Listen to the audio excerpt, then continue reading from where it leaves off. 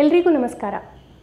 ನನ್ನ ಇಂಡಿಜೀನಿಯಸ್ ಚಾನಲ್ನಲ್ಲಿ ಸ್ತ್ರೀ ಸ್ವಾಸ್ಥ್ಯ ಎಂಬ ವಿಷಯಾಧಾರಿತವಾಗಿ ಹಲವಾರು ವಿಡಿಯೋಗಳನ್ನು ನೀವು ಈಗಾಗಲೇ ನೋಡಿರಬಹುದು.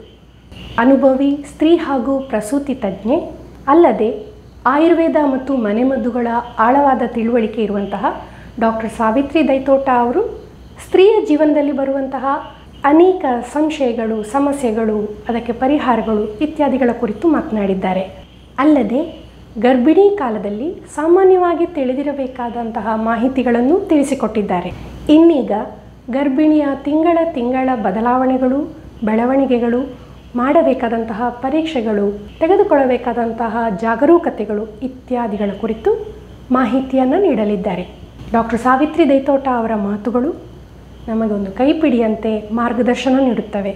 ಅಲ್ಲದೆ ಮನೆಯ ಹಿರಿಯಜ್ಜಿಯಂತೆ ಕಾಳಜಿ, ಪ್ರೀತಿ ಮತ್ತು ಸಾಂತ್ವನವನ್ನು ನೀಡುತ್ತವೆ. ಬನ್ನಿ, ಗರ್ಭಿಣಿಯ 3ನೇ ತಿಂಗಳ ಮಾಹಿತಿಯನ್ನು ತಿಳಿದುಕೊಳ್ಳೋಣ.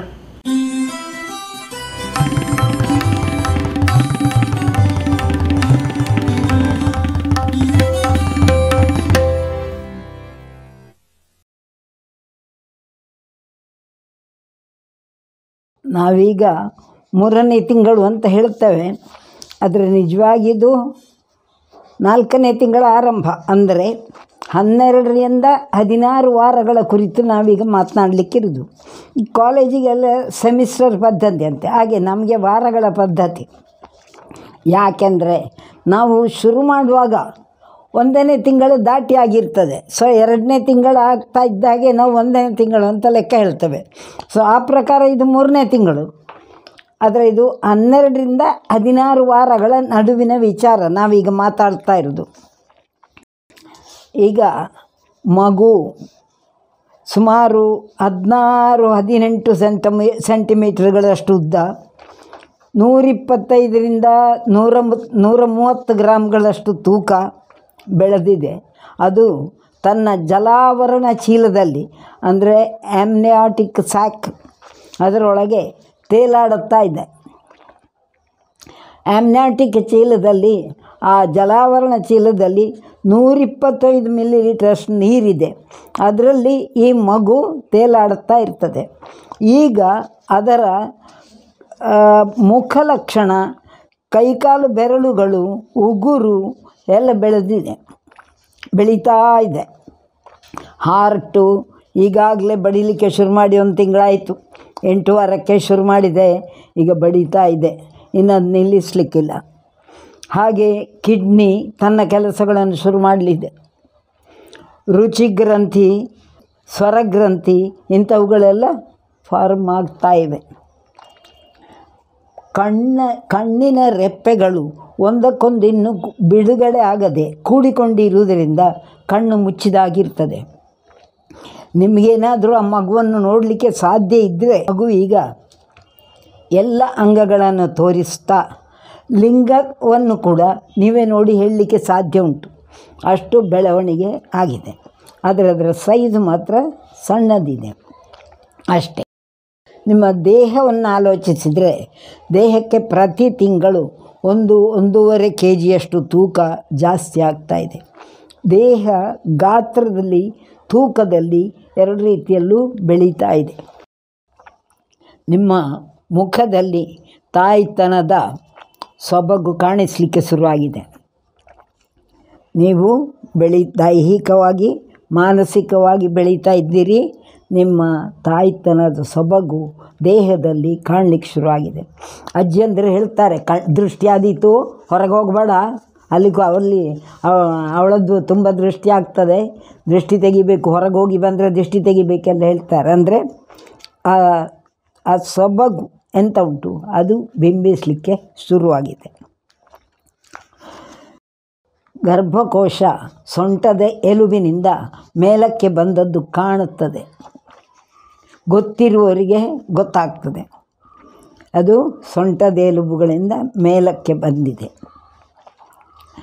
ಈ 12ರಿಂದ 16 ವಾರಗಳಿಗೆ ಗರ್ಭಕೋಶ ಸೊಂಟದೆಲುವಿಂದ ಹೊರಗೆ ಬರುವ ಕಾಲ, ಮೇಲಕ್ಕೆ ಬರ್ತಾ ಇರ್ತದೆ. ಕೆಲವೊಮ್ಮೆ ಮನಸ್ಸಿಗೆ ಏನೋ ಖುಷಿ, ಏನೋ ಉಲ್ಲಾಸ ಅನ್ನಿಸ್ತದೆ, ಕೆಲವೊಮ್ಮೆ ಏನೋ ಗಾಬರಿ, ಏನೋ ಕಳವಳ, ಏನು ಯಾವುದಕ್ಕೂ ಕಾರಣ ಗೊತ್ತಾಗೋದಿಲ್ಲ. ಈ ವ್ಯತ್ಯಾಸಗಳು ದೇಹದಲ್ಲಿ ಮನಸ್ಸಿನಲ್ಲಿ ಉಂಟಾಗ್ತಾ ಇರ್ತವೆ. ಅದಕ್ಕೆ ಗಾಬರಿ ಪಡುವಂಥದ್ದು ಏನೂ ಇಲ್ಲ. ಈ 12-16 ವಾರಗಳಾಗುವಾಗ ಅದು ಗರ್ಭಕೋಶ ಸೆಳೆತ ಬಿಗಿತ ಉಂಟಾಗ್ತದೆ.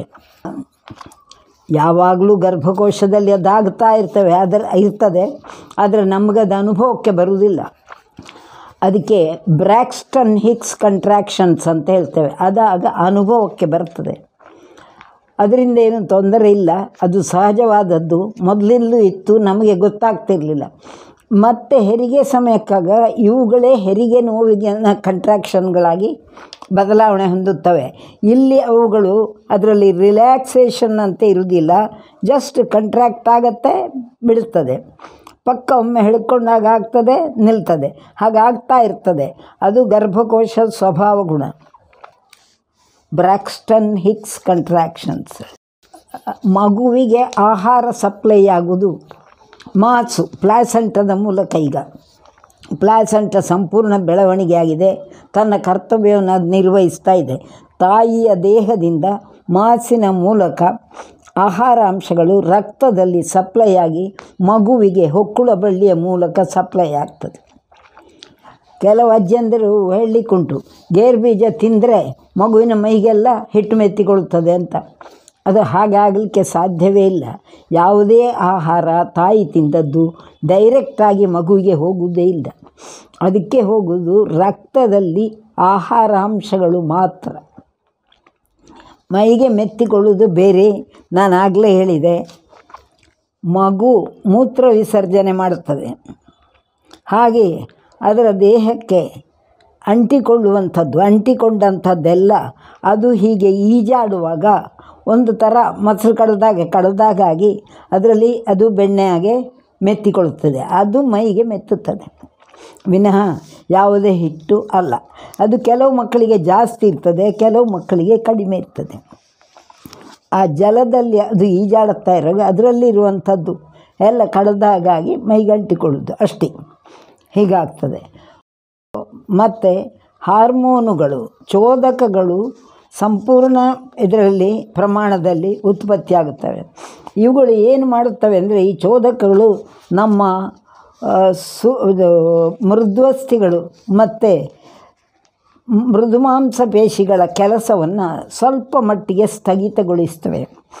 ಹಾಗಾಗಿ ಉಳಿತೇಗು, ಅಜೀರ್ಣ, ಮಲಬದ್ಧತೆ ಅಂಥದ್ದೆಲ್ಲ ಇರಬಹುದು. ಅದನ್ನು ಆದಷ್ಟು ಆಹಾರದಲ್ಲೇ ಸರಿಪಡಿಸಿಕೊಳ್ಳಬೇಕು, ವಿನಃ ಅವುಗಳಿಗೆ ಆಗಾಗ ಔಷಧಿ ತಿನ್ನುವ ಅಭ್ಯಾಸ ಒಳ್ಳೆಯದಲ್ಲ. ಮಲಶೋಧನೆ ಆಗುವುದಿಲ್ಲ ಅಂತ ಮಲಶೋಧನೆಗಿರುವ ಮಾತ್ರೆ ತಿನ್ನಬಾರ್ದು. ಬಿಸಿನೀರು ಕುಡಿಯೋದು, ಬಾಳೆಹಣ್ಣು ತಿನ್ನೋದು, ಇಂಥ ಎಲ್ಲ ಅಭ್ಯಾಸಗಳಿಂದ ಅದನ್ನು ಸರಿಪಡಿಸಬೇಕು. ಸೊ ಈ ತೊಂದರೆಗಳನ್ನು ಹಾಗೆ ಕಳೆದ ಸಾರಿಯೇ ಹೇಳಿದ್ದೇನೆ, ಧನ್ವಂತರಿ ಮಾತ್ರ ಒಂದು ಉಪಯೋಗಿಸ್ಬೋದು ಅಂತ. ಹಾಗೆ ಅದು ಸಹ ಮಾಡ್ಬೋದು. ಆದಷ್ಟು ಮಟ್ಟಿಗೆ ಔಷಧಗಳು, ಬೇರೆ ಔಷಧಗಳನ್ನು ತಿನ್ನೋದು, ತೆಕ್ಕೊಳ್ಳೋದು ಅಷ್ಟು ಒಳ್ಳೆಯದಲ್ಲ. ಮೊದಲ 3 ತಿಂಗಳಲ್ಲಿ ಪ್ರೆಗ್ನೆನ್ಸಿಯಲ್ಲಿ ಫೋಲಿಕ್ ಆ್ಯಸಿಡ್ ಒಂದು ಬಿಟ್ಟರೆ ಬೇರೆ ಯಾವುದೇ ಔಷಧಗಳನ್ನು ಕೊಡುವುದಿಲ್ಲ. ಅದನ್ನು ಯಾಕೆ ಕೊಡ್ತೇವೆ ಅಂದರೆ, ನರಮಂಡಲ ನರವ್ಯೂಹ ಫಾರ್ಮ್ ಆಗೋದು ಆ 2-3 ತಿಂಗಳಲ್ಲಿ. ಅದರಲ್ಲಿ ಉಂಟಾಗುವಂಥ ಕೊರತೆಗಳನ್ನು ಈ ಫೋಲಿಕ್ ಆ್ಯಸಿಡ್ ತಡೀತದೆ.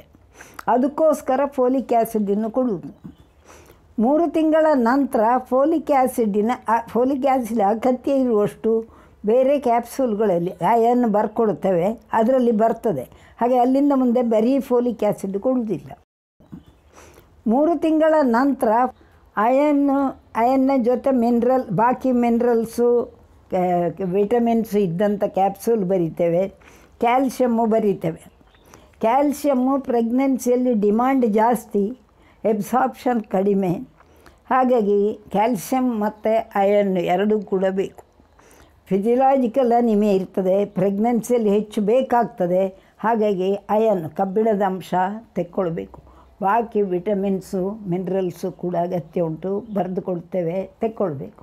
ಅದರಲ್ಲಿ ಅಯನ್ ಕ್ಯಾಪ್ಸೂಲು ಯಾವತ್ತೂ ಆಹಾರದ ನಂತರ, ಕ್ಯಾಲ್ಸಿಯಂ ಯಾವಾಗಲೂ ಆಹಾರದ ಮೊದಲು. ಈಗಾಗಲೇ ಹೇಳಿದ್ದೇನೆ, ಪುನಃ ಒತ್ತಿ ಹೇಳುತ್ತೇನೆ. ಯಾಕೆ ಅಂತ ಹೇಳಿದರೆ, ಕ್ಯಾಲ್ಸಿಯಮ್ಮನ್ನು ಯಾರೂ ಕೂಡ ನಿಮಗೆ ಆಹಾರದ ಮೊದಲು ತಿನ್ನಿ ಅಂತ ಹೇಳಿದ್ರೆ ಬರ್ಕೊಡುತ್ತಾರೆ.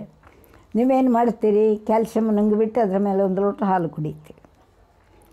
ನೀವು ನುಂಗುವುದು ಒಂದೇ, ಬಿಸಾಡೋದು ಒಂದೇ, ಅದು ಅಬ್ಸಾರ್ಬ್ ಆಗೋದಿಲ್ಲ. ಅದರ ಜೊತೆ ಹಾಲು ಕುಡಿಬಾರ್ದು, ಅದನ್ನು ಹೊಟ್ಟೆ ಖಾಲಿ ಇರುವಾಗ ತಿನ್ನಬೇಕು. So calcium before food, iron after food.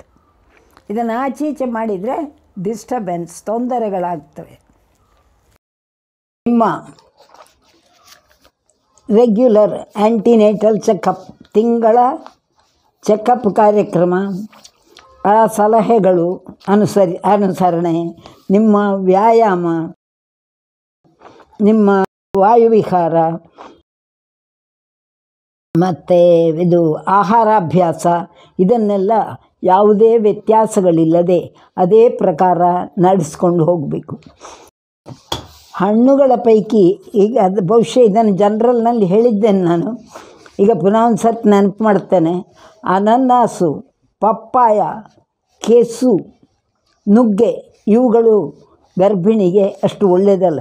ಯಾಕೆ ಅಂತ ಹೇಳಿದರೆ ಅವುಗಳಲ್ಲಿ ಬ್ಲೀಡಿಂಗ್ ಟೆಂಡೆನ್ಸಿ, ರಕ್ತಸ್ರಾವ ಉಂಟು ಮಾಡುವಂಥ ಗುಣ ಇದೆ. ಹಾಗಾಗಿ ಅದನ್ನು ತಿನ್ನಬಾರ್ದು ಅಂತ ಹೇಳುತ್ತೇವೆ.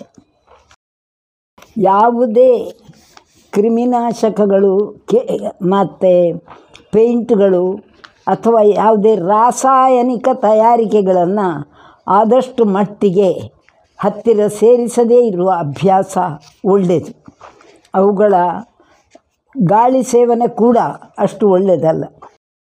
ಈಗಾಗಲೇ ಹೇಳಿದ್ದೇನೆ, ನಿಮಗೆ ಸಾರ್ವಜನಿಕವಾಗಿ ಸಿಗುವಂಥ ಸವಲತ್ತುಗಳಿದ್ದರೆ ಆ ಕುರಿತು ತಿಳಿದು ಅದಕ್ಕೆ ಬೇಕಾದ ಪ್ರಯತ್ನಗಳನ್ನು ಮಾಡಬೇಕು. ನಿಮ್ಮ ಆಸ್ಪತ್ರೆ, ನಿಮ್ಮ ವೈದ್ಯರು, ತಜ್ಞರು ಅದೆಲ್ಲ ಈಗಾಗಲೇ ನಿಶ್ಚಯ ಆಗಿರಬೇಕು. ನೀವು ನಿಮ್ಮ ಯಜಮಾನರು ಅಥವಾ ನಿಮ್ಮ ಜೊತೆಯಲ್ಲಿ ಓಡಾಡಲಿಕ್ಕಿರೋರು ಎಲ್ರಿಗೂ ನಿಮ್ಮ ಆಸ್ಪತ್ರೆಯ, ನಿಮ್ಮ ವೈದ್ಯರ ಪರಿಚಯ, ವಿಶ್ವಾಸ ಚೆನ್ನಾಗಿರಬೇಕು. ಅದನ್ನು ಮಾಡಿಕೊಳ್ಬೇಕು.